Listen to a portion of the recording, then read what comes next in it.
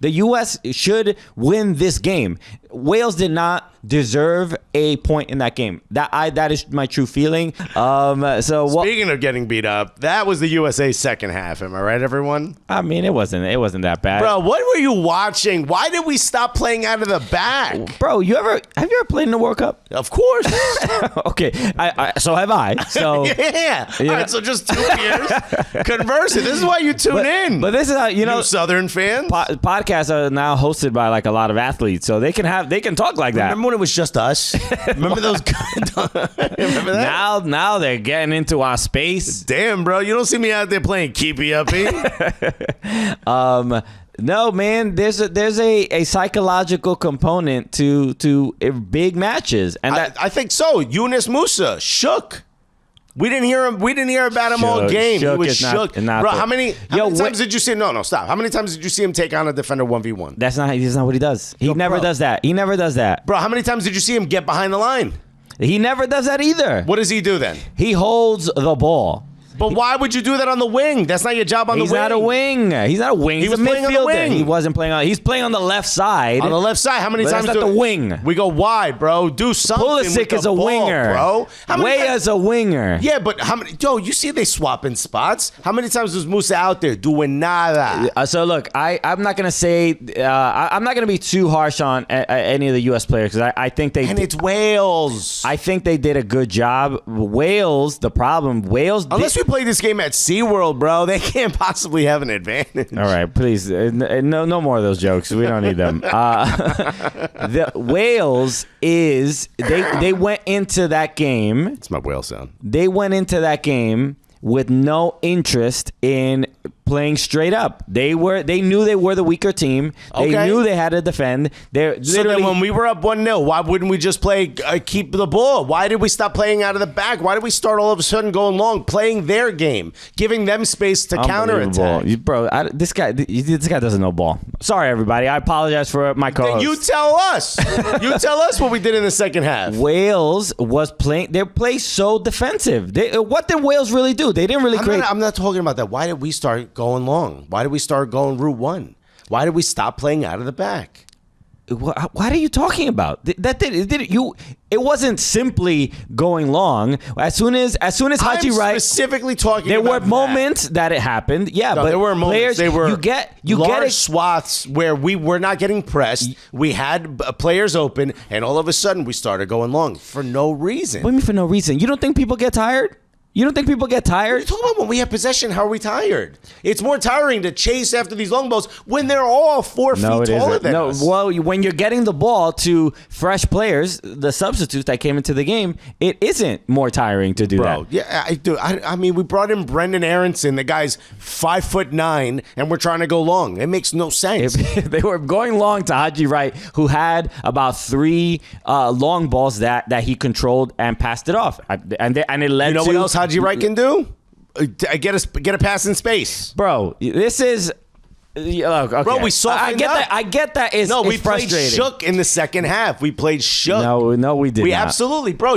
I don't know what you were watching. No. Yo, the second half, they might as well have played yakety sax over it. We were barely making passes. We were barely connecting passes. It was embarrassing. People are going to shut off this podcast. Bro, it was embarrassing. What game were you watching? You and I literally called the exact same game. I don't know what you were watching that was different. They were not shook. They still created chances in the second half. But Wales was playing more aggressive than they were in the first half. What can you give any credit to Wales at all? You think they didn't do anything? I haven't even started talking about Wales yet. They made one change. They took out the tiny dude Dan James and they brought in that monster Kiefer, which clearly said to me, "Oh, they're going to try to win on a set piece. They're going to try to win on the corners. They're going to try to win on dead balls." And they did not. They did not. In fact, they started playing much better on set pieces and dead balls, but they certainly didn't control. It was our mistake that led to their goal. It was nothing more. It was a penalty. It is what it is. Those you give and you take. There was also a header that Matt Turner had to stand on his head to save. So shouts to Matt Turner, who I think was my man of the game, man of the match. I don't know who you pick on the U.S. team. I mean, they mentioned this on the broadcast, and they said Tyler Adams, and I think that's Tyler Adams played incredibly well. Yeah, I mean, we would have given up probably one or two goals if it wasn't for him stopping plays and stopping build up. So I think he was the best player, but I have to when Weston McKennie pulled up a little bit and he got his injury seems to be reignited or something, or maybe something different. That completely changed the tenor of the match. He wasn't as aggressive in the midfield. He wasn't able to do that. That is true. That is true. Wow, look at you giving me credit for something I said. Well, I mean, it was obvious. He was clearly something had happened. But that changes the way we were able to play. So for me, that's when Wales got a little bit more confident. But we still had control in a way that we just couldn't get back in the second half, at least not for the swaths of time that we had it in the first half. And yes, I agree with you. Wales played more aggressively, but who gives a shit, man? You never heard of half these players, bro. Yeah, well, I mean, it doesn't matter if you give a shit or not give a shit. Bro, they did what they did. And by the way, we should be advanced to the point, because Mexico does this. We should be advanced to the point that when we lose momentum, and when those finals that we've played against Mexico, there were large periods where we lost momentum, where we're asking our defenders to bend but not break, or we're asking our forwards to defend. There's moments where even against Mexico, we're able to use that against them. We're able to counterpunch. We're able to use their momentum against them, and we just weren't able to do that. And part of me thinks it was the moment. Part of me thinks they were shook. Christian Pulisic, I don't think brought his A game. And by the way, got the assist on that goal. No. Listen, there were incredible moments. I'm not going to do that, but I'm not going to take that away from them. But there were moments where I'm like, I'm expecting a little more. Brendan Aronson, to me, looked the most solid when he came in. To me, he looked the most confident throughout of anyone really besides Tim Ream. Tim Ream was, and I was sitting here. The first thought I had when I saw that he was in the starting lineup, I'm like, dog, these guys are going to counter. We're going to bring in a grandpa. Abuelito's going to be out here with the man bun. But yo, he had a calming force across the back line that I thought was incredible. I agree. So on that pick. We haven't seen Walker Zimmerman and Tim Ream play together much, but we have seen Tim Ream and Anthony Robinson play together very often. Yes. So I understood that decision. I think it was the right decision. Anthony also played really well. They played really well. I thought, I thought exhaustion probably caught up to them in the second half. It's ridiculous for me to hear that because it's the first game. But same thing. I get it. Wales, but it's the first game. It happens to everybody. Wales were chasing the ball, so they're supposed to be tired. Walker Zimmerman, a little too aggressive on a ball he probably shouldn't have been too aggressive on, that led to that penalty. But Pulisic had two very bad corners, a bad free kick. Yeah, they weren't their sharpest. Yeah, that's what I'm saying. But to say that you expect more, especially when you saw them play in the two friendlies before the World Cup. I don't care about that. It's the World Cup. It's not about caring, but you could see there's a pattern. I'm not grading that because of the World Cup. I didn't expect them to be sharp. I thought they were like dog shit up until the last match, and they came in. I mean, again, it's against Iran, but they came in all guns blazing. But we know the quality of those players. Right. But to see the U.S., they weren't sharp in the match against Saudi Arabia. They weren't sharp against Japan. I did not expect any sharpness, and they were sharper than I even expected. They were. So maybe that's the difference. I had a high level of expectation. You had such a low level of expectation. Yeah, and maybe that just comes from you working with me for so long. That first half, I was like, "Yo, we're the better team. The U.S. should win this game.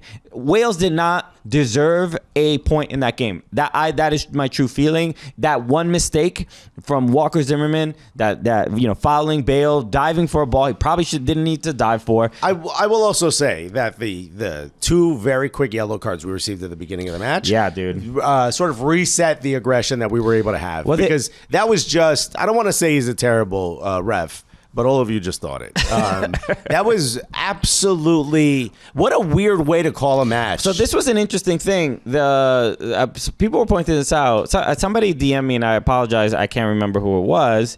But somebody that pointed out that the ref was Qatari. And that the U.S. is like investigating things from